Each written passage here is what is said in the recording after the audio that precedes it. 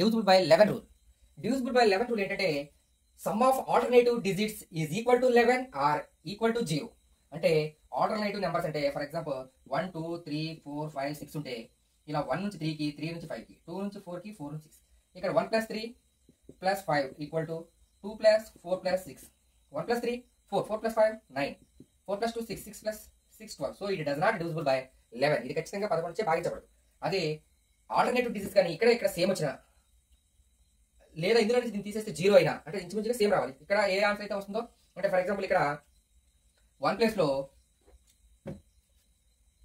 4 ఉందనుకోండి, అప్పుడు ఏమవుతుంది 4 + 3 + 5 4 + 3 7 7 + 5 12.